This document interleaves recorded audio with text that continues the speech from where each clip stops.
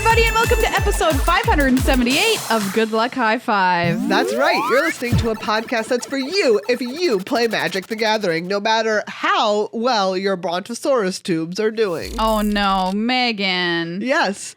Can you tell that I don't sound normal? If this is the first time you have ever listened to me or this show, I want you to know I don't sound like this. Oh, Megan's little broncs are not doing so good right now. Me and the Brontosaurus of the chest. Yeah, they're inflamed. They're quite mad. Oh, I'm sorry. You know, what are you gonna do? You're getting better though, right? Do you know what, Maria? What? I wish I could say for sure one way or another. Oh, no. I think so. Megan's got bronchitis, everyone. And we're just trying to, we're trying to get through it. You know what? I will say that up until I personally had it, I thought maybe it was a myth. It was something that Charles Dickens characters had. Much like the Brontosaurus. Exactly. You know what I mean? Which was one of the myth dinosaurs. Dinos. With the badly constructed skeletons. I just love the fact that they're like, look at these bones. They're like, how do you think they go together? And you're like, I don't know, like probably like this. Exactly. And then you're like, and then later on people were like, not like that. No, the bones definitely do not go together. You did not do that puzzle right. That was a badly done skeleton. Redo the puzzle. It is not Charles Dickens times, in fact. No. And it's irregular human times. It's a real. Thing that people have. Inflammation of the Bronx. Specifically me, one of your hosts, Megan. And I'm one of your hosts, Maria. And on today's show, not only is Megan going to try to resurrect her tubes for you all, we're going to get you ready for the Pro Tour. Yay! Pro Tour Murders at Karlov Manor is coming up this weekend on twitch.tv/magic, Friday, Saturday, Sunday. First time that we're having competitive Magic on this scale since the World Championship last September. Wow, that's so many months ago. It feels like I was 5 years younger. Almost half a year ago, which is kind of wild because if you think about it, like the Magic Pro season is packed into not like a full year. It's packed into like February to October. Yeah, true.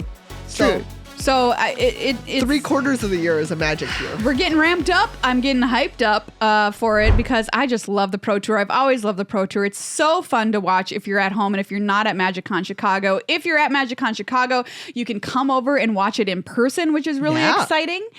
We got $500,000 to give away. Somebody's got to kick off 2024 as the champion of Magic the Gathering. Maria, I said that like Saturday Night Live. That's how I should always do the podcast. Yeah. How excited are you about the city of Chicago? Just in general? Yeah. Home to such films as The Fugitive, Adventures in Babysitting, and the television show ER.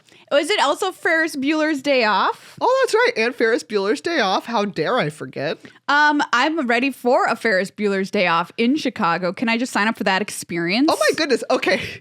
So my partner and I have a running joke whenever we go to a new city is that we're going to do the like insert movie name here walking tour of a city. See what I'm saying? That's a good idea. Except that we always pick ones that there would not be a walking tour of. Like when we went to Chicago, we're like, oh, can we sign up for The Fugitive walking tour of Chicago? You're like, I think it's great. Just, the company's ready. Like they can do any walking tour of any movie that's been shot there. Exactly. And they just pull it out in the Fugitive file. They like just have to blow the dust off it. But they're like, yeah, I guess we can take you out. Do you want to go? Like, he definitely runs around in like some water, like some sewer tunnels or something. Great. Here's the sewer tunnels. When we were in Boston, we're like, oh, do you want to do The Departed walking tour? Oh my God. That's a bloody walking tour. Exactly. Like, don't do that walking tour of Boston. That's not going to be a good time. Seriously, though, if you could sign up to do the Ferris Bueller experience, you get to be in a parade. You get to go to a great art gallery, have a fancy lunch. Yes. You get to watch your friend drive his dad's car off the edge of a garage. Yes.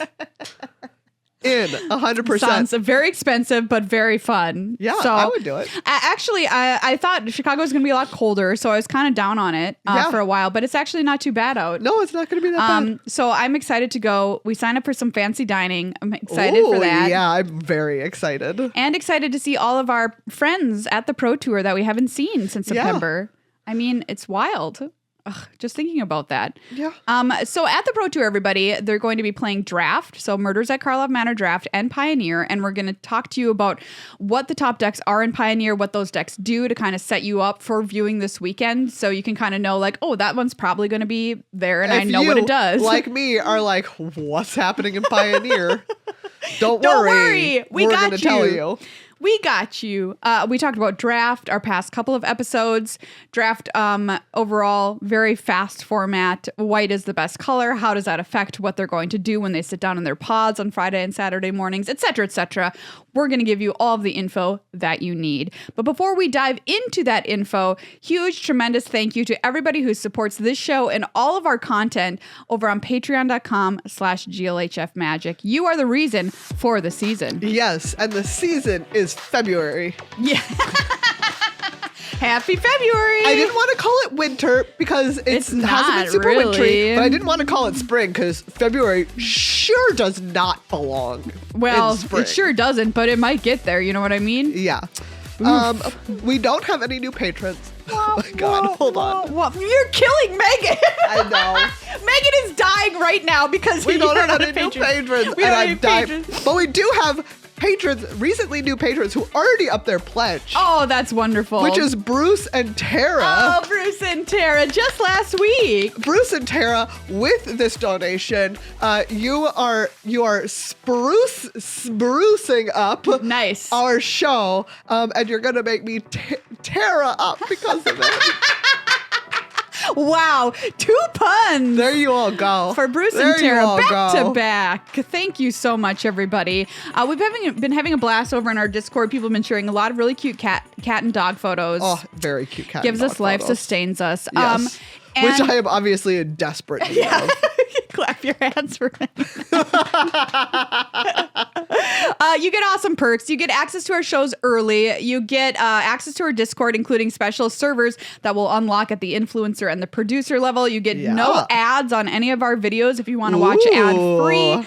And the producers get an extra long episode of Good Luck High Five every week, which is very, very fun. How about that? And speaking of new stuff that we're bringing to you, we always want to add value to your experience as a patron. More card for your card. More card for your Just card. Just like Magic, we're starting, like every time we got to give you more card for card. Yeah, we've got power creep going on here at Good Luck High Five. Good luck High Five power creep.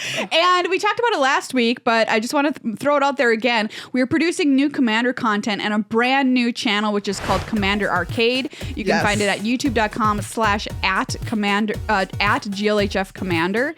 We can't change that name until we get 1,000 subs. So please help us out, everybody, by helping us hit that mark. We're at 600 some now. So wow. Let's go, fam. Let's get that number up. Pretty good. And if you're an influencer, you get to influence what kind of decks we play on Commander Arcade. Ooh, I recently built a deck based on people's feedback. Yes, you did. And in March, we're bringing you a Murders at Karlov Manor completely themed Commander game. Great.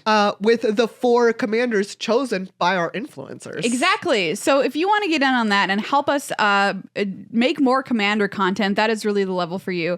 So check it out, patreon.com/GLHF Magic. And if you have not subscribed to @GLHF Commander, please go over there and do so to help us unlock some advanced features. Starting a brand new channel, not easy, but everyone's really shown up for us after the first video. So thank you so much for that, everybody. Keep sharing it with your friends and family, anybody who cares about Commander, even in the slightest.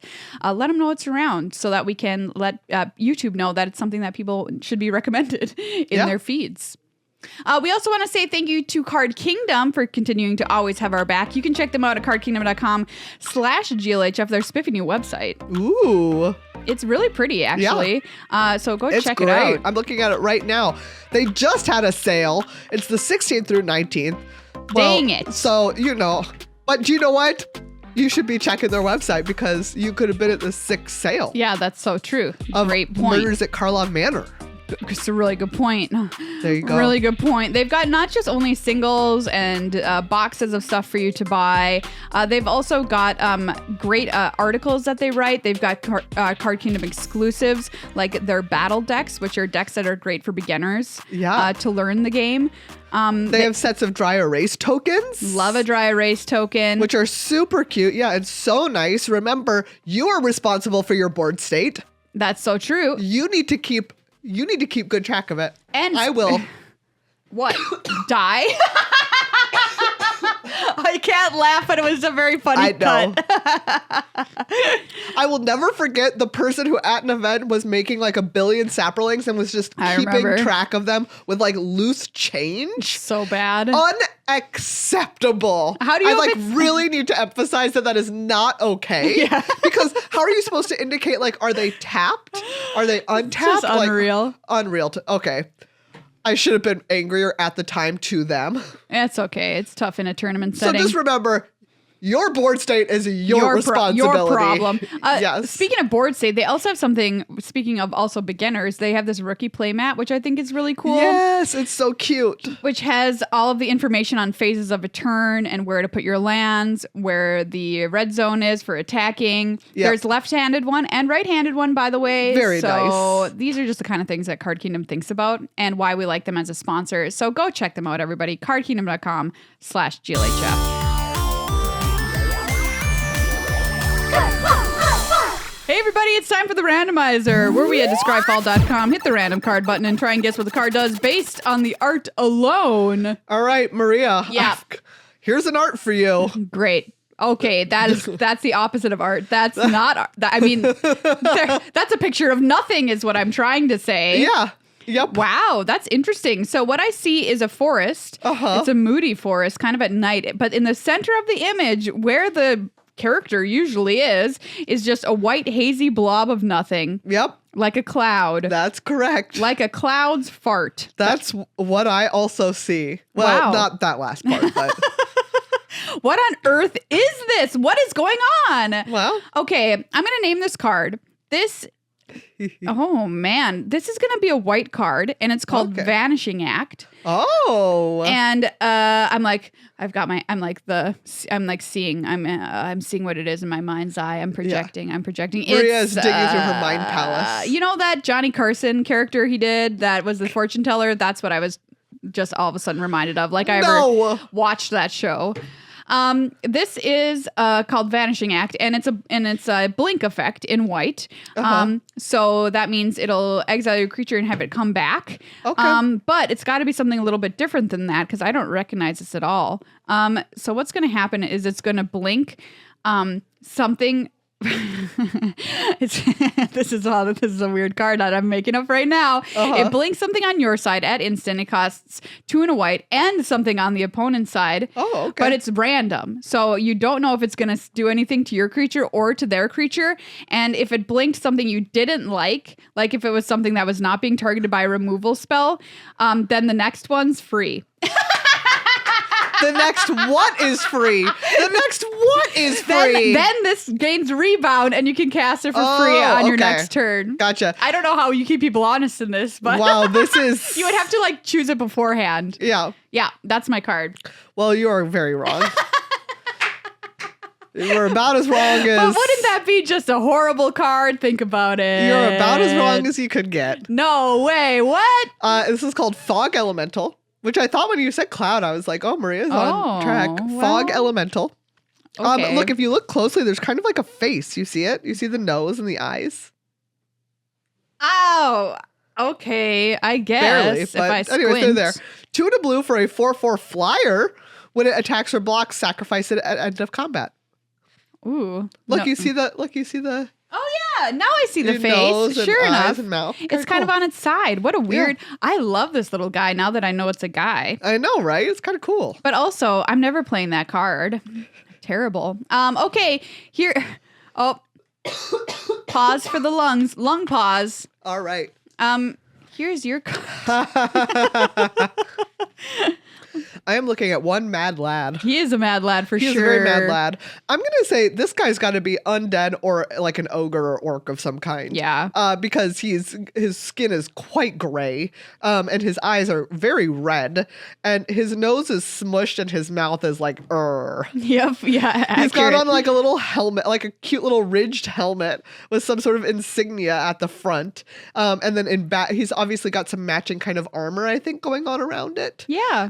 And then there's like some signage on the right hand side. I'm gonna say that this is We also know the year this was printed. That's true. It's 92. 92 is on the art. Yeah, it's a 92.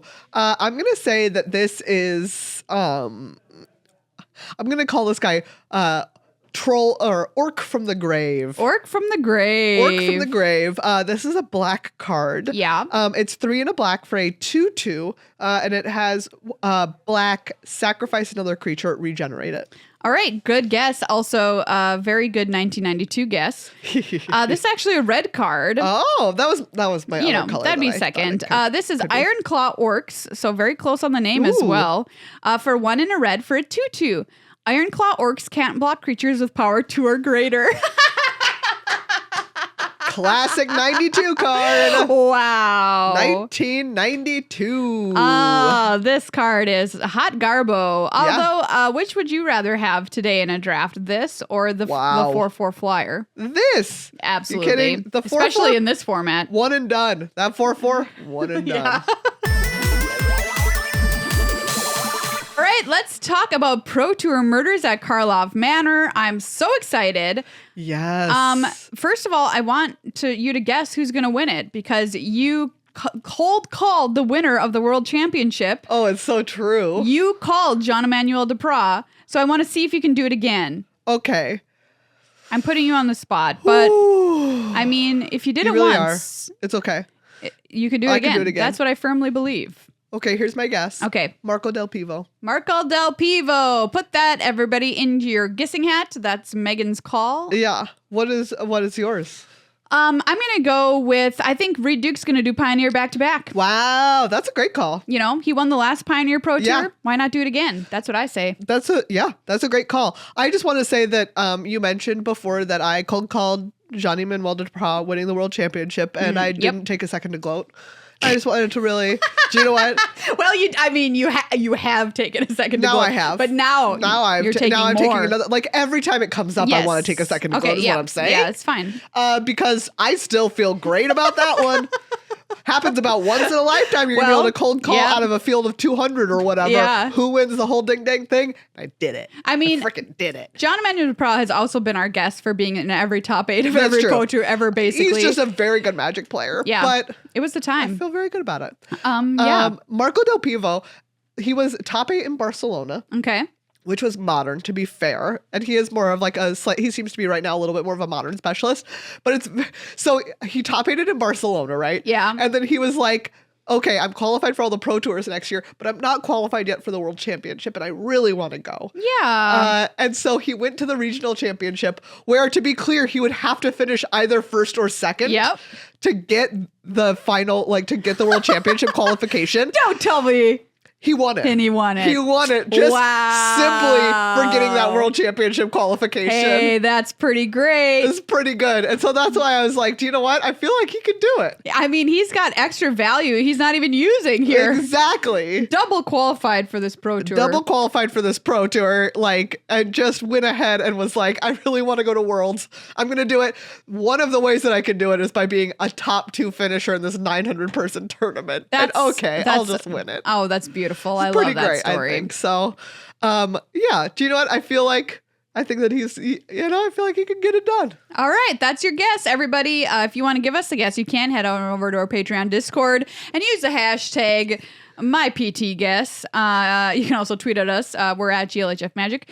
And as we mentioned, Draft and Pioneer are the 2 formats we're playing at this Pro Tour. I'm always get so excited for Draft. To see the top players draft is so very exciting Friday and Saturday morning. So make sure you don't miss the starts of these broadcasts.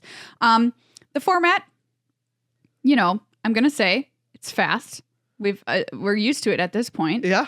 I do still think it's interesting because there's a lot of really cool mechanics. There is one other thing though, that I'm going to slap its little hand about, which is the importance of being on the play.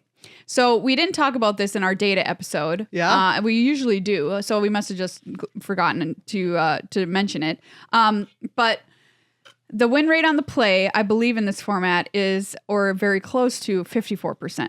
Wow. Which is, I think, the worst it has ever been. That's spicy. And this format, and then I think that like 4 of the previous ones have all been plus 53 or more. Yeah. And I just want to say, like, that's not cool. Is that, to be clear, I do want to ask, is that best of one or best of three? Well, there's so much more data for best of one than it is true. best of one. But I will say that there does tend to be a difference between best of one and best of three.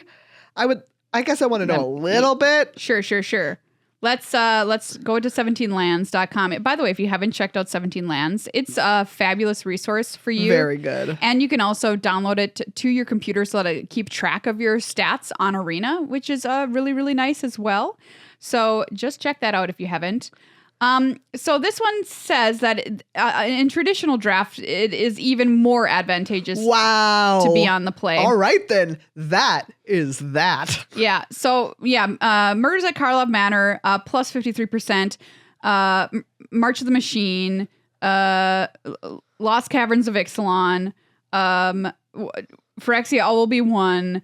I'm going through everybody that has plus 53%. Wilds of Eldraine. Recent. Yeah. So these are all recent ones that I'm naming off here. Name it and shame it. That's what I say. The reason I'm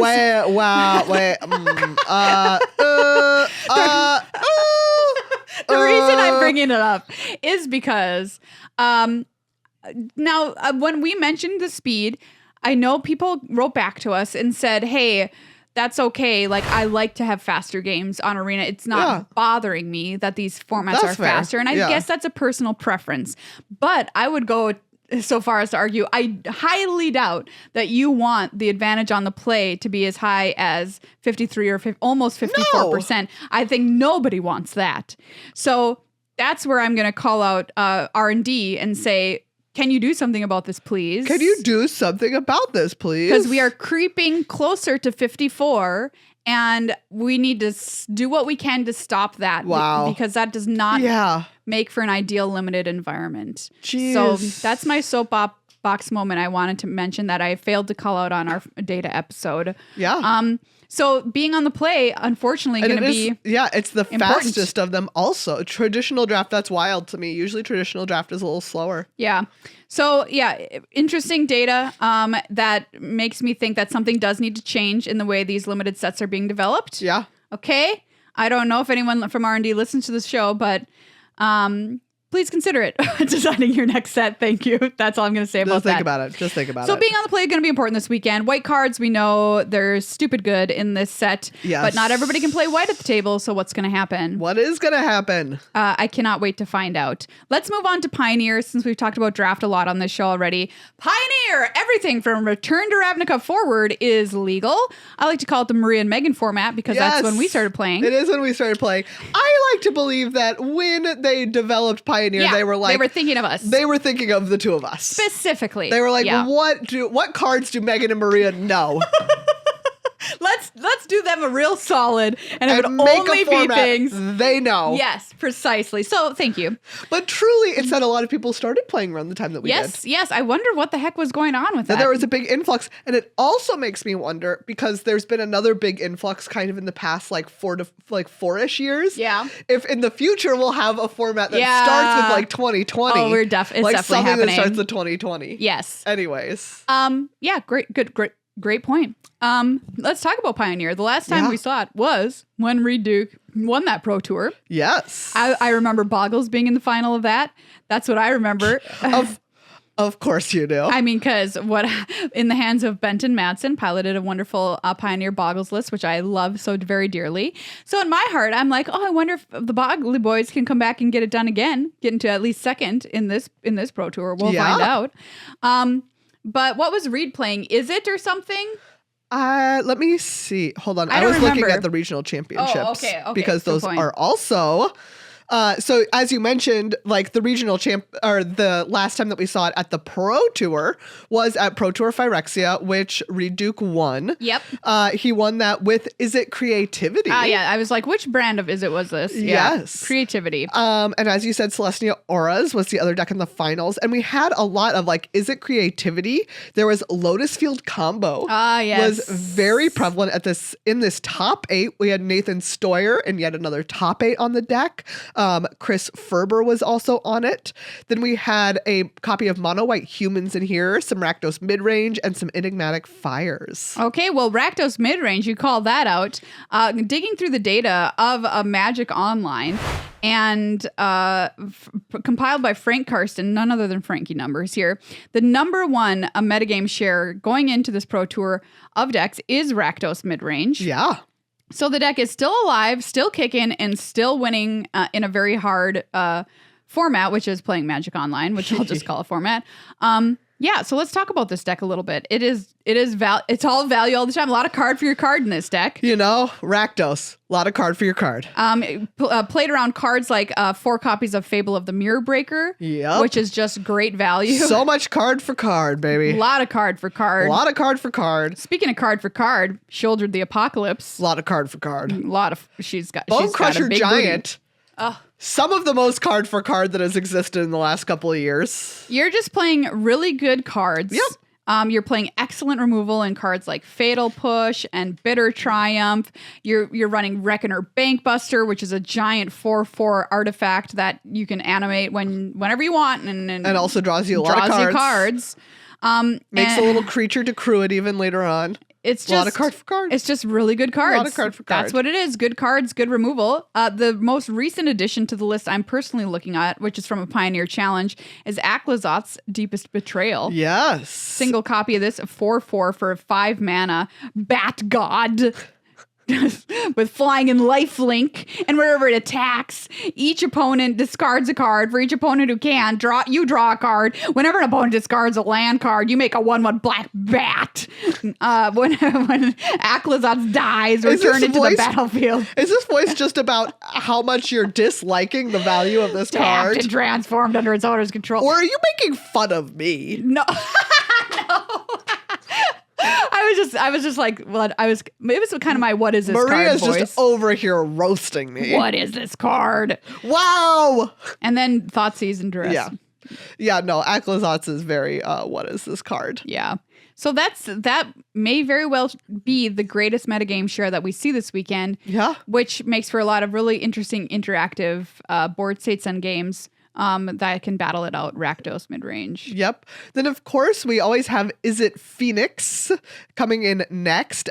This is the one, put a lot of things in your graveyard, get some birds back. Get those birds back from your graveyard. They've been around for a long time. Arclight Phoenix says at the beginning of combat on your turn, if you've cast 3 or more instant and sorcery spells this turn, return Arclight Phoenix from your graveyard to the battlefield. So that's flying in haste. You can just smash them with the Phoenix. You play a ton of instants in this deck, 19 in total, playing cards like Opt, Lightning Axe, Consider, Fiery Impulse, Spell Pierce. Yep, you have Ledger Shredder, of course, and a new addition from Wilds of Eldraine, Picklock Prankster. Who dat?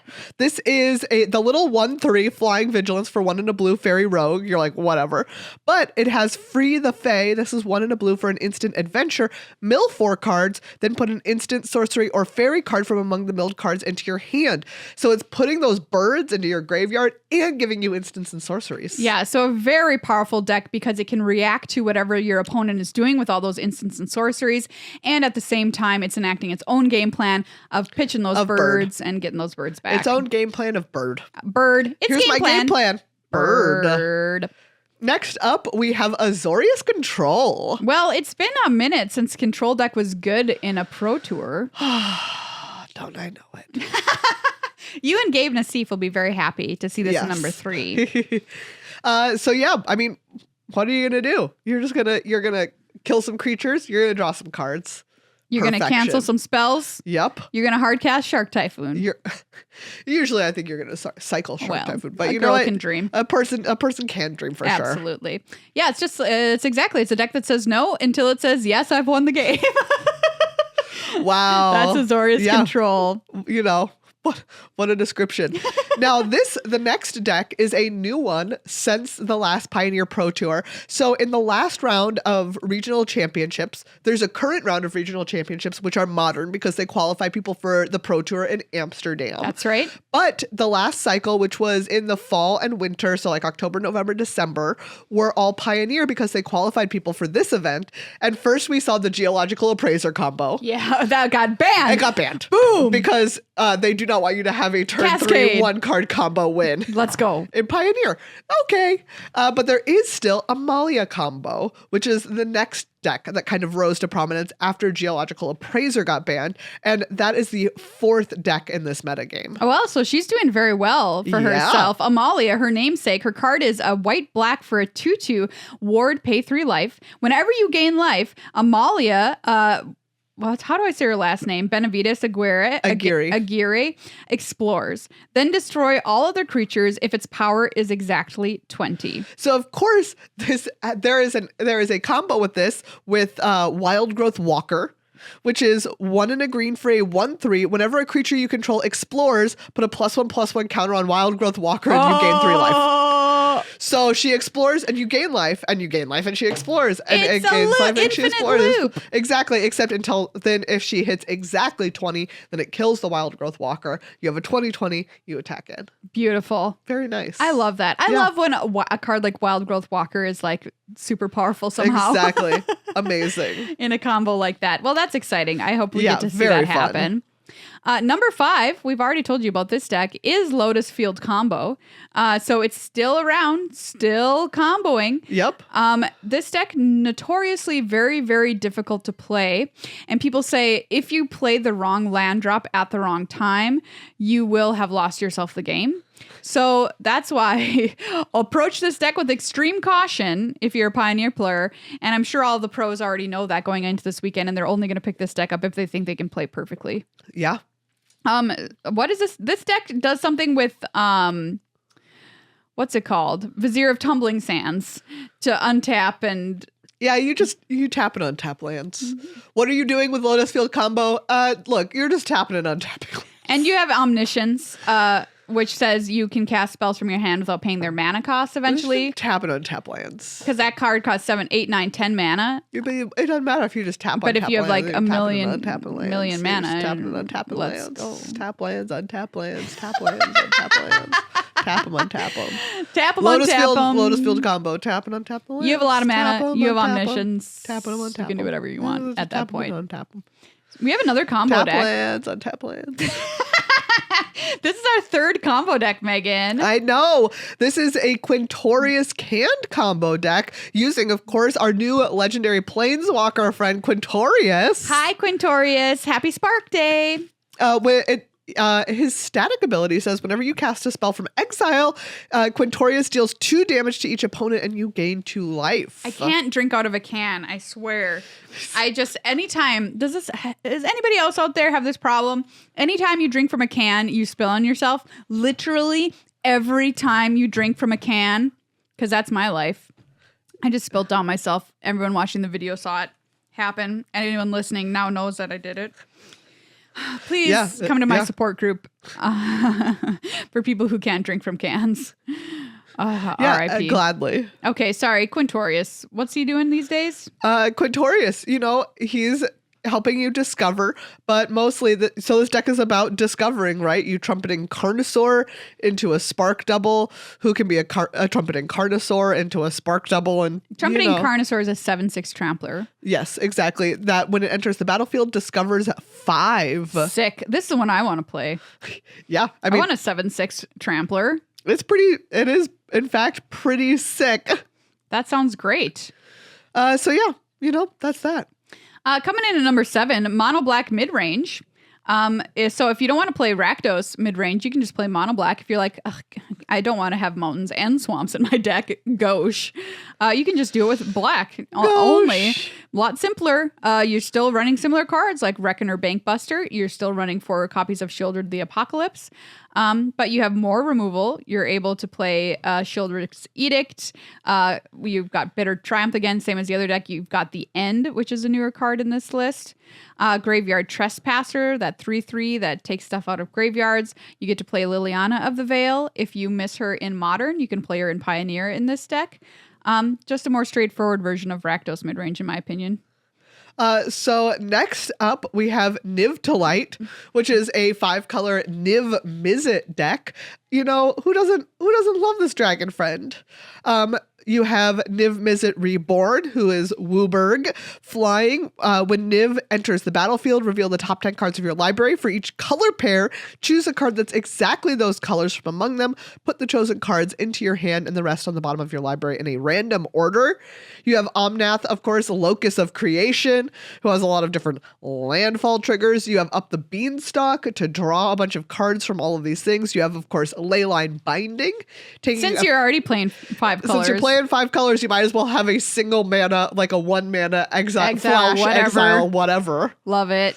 So yeah, I mean, look, I love this. This is probably something along the lines of what I would play. This one? Yes. Obviously, you have Bring to Light, which is giving the deck its name. Yes, 3 green, blue. Converge sorcery. Search your library for a creature, instant, or sorcery card with mana value less than or equal to the number of colors of mana spent to cast this spell.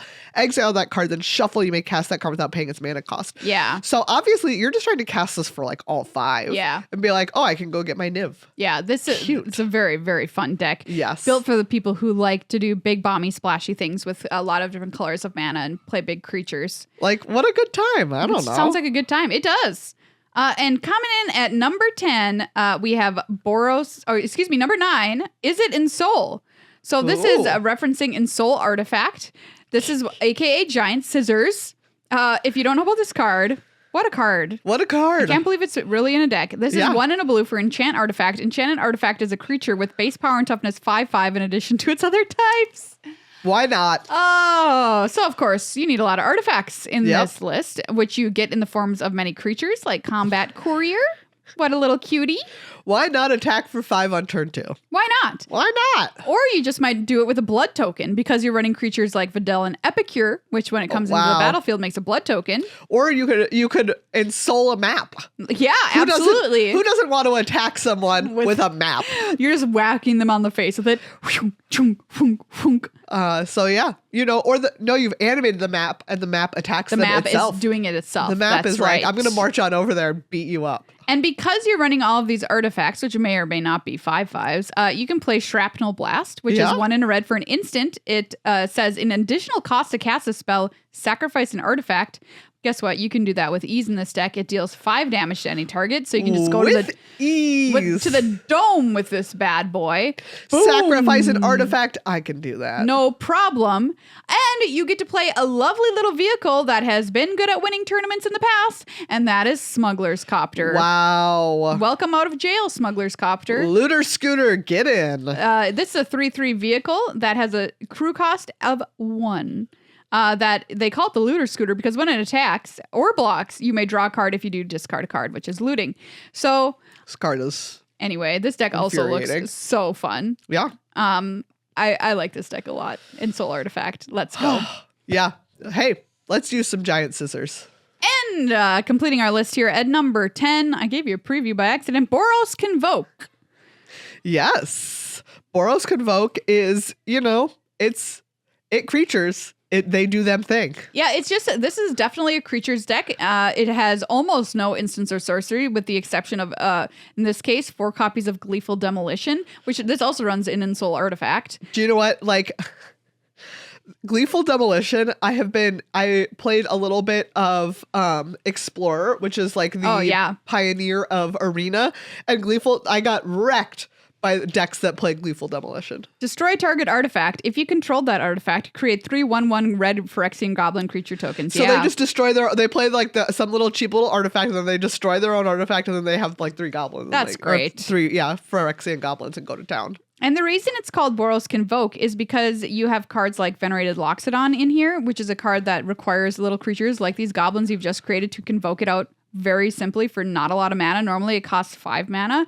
It's a 4/4 elephant, and when it ETBs, you put a +1/+1 counter on each creature that used to convoke it. Yep. So Knight Errant of Eos, which is 4 and a white for a 4/4, but with convoke, when it ETBs, look at the top 6 cards of your library. You may reveal up to 2 creature cards with mana value X or less from among them, where X is the number of creatures that convoked Knight Errant of Eos. Yeah.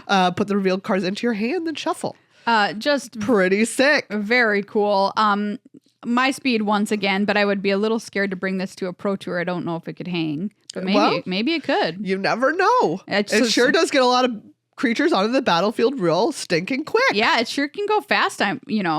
Just like, let's go.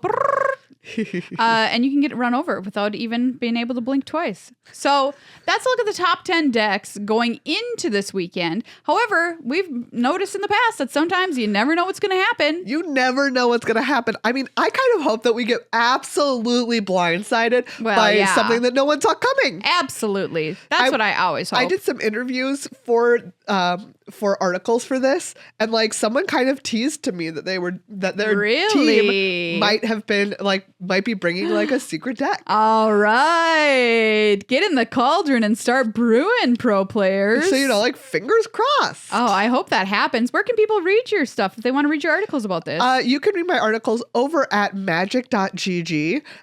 My first one is already up for the Pro Tour. It is about players who have qualified for the Pro Tour multiple times to the regional championship. Nice. I talked to 2 different Canadian players who have qualified 3 and 2 times respectively. And that one's really cute just because it talks a lot about like, what is it like to go to a regional championship?